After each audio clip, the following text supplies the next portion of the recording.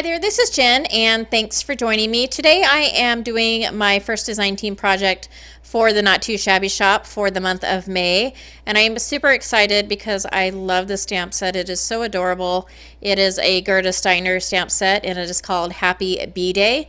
And these images are so super easy to color and practice coloring because there's not a ton of detail, and they're just really fun to color. The bee is, it's just so adorable.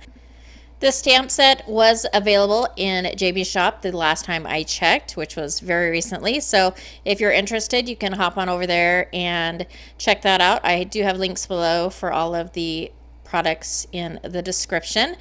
Today I'm going to be doing an alcohol ink background. I haven't used them in a while, so I thought I'd go ahead and pull them out. I am using as my card panel, I'm using a graphics craft plastic. And I do prefer that over Yupo because the price point is lower and it takes heat very well. I will also be using some Marabou alcohol inks and Ranger, and I also use one Briareese. And I'm doing kind of a yellow theme for the honeycombed. I'll be using a stencil as well. But the colors I'm using are Marabou. In the Marabou brand, I'm using lemon, and in the Ranger brand, I am using Sunshine Yellow. And so I'm just going to go ahead and spread those on the panel and move that around with the, I'm using the alcohol, it's called, Marabou calls it an extender. It's just basically the isopropyl alcohol, but I'm using that mainly, and then I will also use the 91% alcohol, isopropyl alcohol. Woo! Okay, and so I'm just going to go ahead and mix those colors and move those around with my baby aspirator to kind of just get the design that I want. And then I'm taking this stencil that I don't know the name of, and I'm going to go ahead and take my heat tool and apply heat and then take it away and then apply heat just on and off until it's fairly dry. And then I accidentally cut out the foil part. I do add foil. That's why you can see kind of sparkly in the background. And then after that, I'm going to use this layering solution. I bought this from Joggles a while ago. It's called a Chianti layering solution. And what it does, it is allow you to layer the alcohol inks. And so here I'm testing it out. I went ahead and spread it. I let it dry for about 5 minutes. It didn't take too long. And then I added my Briareese neon yellow alcohol ink. And the real test is when you add the isopropyl alcohol, because that is what's going to create the movement of the alcohol inks. And it actually did work. So that KLT layering solution basically just allows you to layer the alcohol inks without having it move around. And I know a lot of the reason people like the alcohol inks is to get that mixture of color together. But it's kind of cool to have another option and to be able to add a color on top, which is what I did. And so I'm not really sure what the solution is. It's almost like a glaze, but I thought it was pretty cool. So I might experiment with that a little bit later on as well. And so next I'm just taking some of the colors that I used and just splattering them. So I've taken some of the neon yellow and the lemon and the sunshine colors and just sprinkled a little bit of those on there. And I do apologize. I don't know why I deleted that whole foil portion. But basically all I did was took a piece of foil and rubbed it onto my panel in the areas that were still a little bit tacky, and it adhered to that. So I'm really excited about this. I am using my scan and cut, and if you follow me, you know that this is something that I wanted to accomplish this year because I've had it for about 2 or 3 years, I believe, and I've not used it. And I don't know why. This was the best thing ever. So I'm using Bristol Smooth cardstock, and I've gone ahead and stamped those images up, and I ran it through my brother scan and cut, and I love it. I love it so much, and I don't know why I waited so long. It was so not complicated. It was super quick to do, and it cut them way better than my fussy cut hands could. So I loved it, and I'm going to totally use it a lot more for my stamped images. And so anyhow, I just wanted to share that. Super cool. So I'm going to go ahead and color I'm just showing the coloring on the flower. If you want to go ahead and skip kind of towards the end where I put the card together, I am doing watercoloring, which I love, and so I'm going to be using my Tombow brush markers on a piece of Bristol Smooth cardstock. I went ahead and put a first layer of color down, and it was a super light layer. It was number 743. And then I put my second layer, which is what I'm doing now, and I've just put that color in kind of the little grooves where I think there might be darker areas, and that color was 755.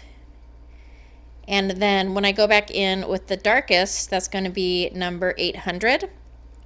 And here I'm just coloring the stem, and I apologize, I do not recall what colors I used for the stem portion. A really light green and then kind of a darker green.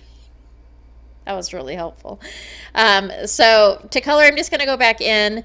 I'm not using a whole lot of water. I love using Bristol Smooth cardstock though for all of my brush markers and my watercolor pens, because they spread really super easily, and I've had a hard time spreading on watercolor paper these kind of markers, and so I think the Bristol just gives it a really smooth and finished look. And so what I'm trying to do is just that first layer, you can see it peeking out. That's going to be the highlight. And then I go back in and just start layering the colors and spreading out. I usually love the dark edge that watercolor gives, or not the dark edge, but you know, when you're working with watercolors and you have kind of like that waterline edge, I love the way that looks, but I didn't want that for these images. So to prevent that from happening, all I did was I took a little bit of clean water and just smoothed out the edges between the colors, and that gives you a really nice finished smooth edge without having that harsh waterline. And I'm going to go ahead and color these up, and I'll put some music on.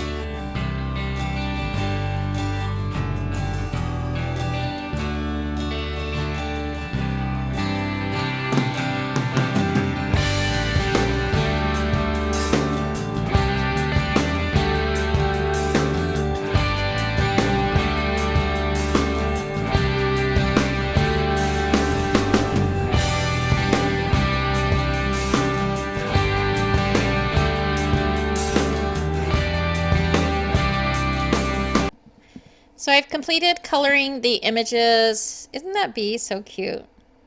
I just can't help it. So on the bottom of the screen, I am putting the colors that I colored the bee, the wings, and the sign that he is holding. And I will also put those colors in the description below. So if you're interested in knowing what colors I used, I'm going to go ahead and take a black micron marker and just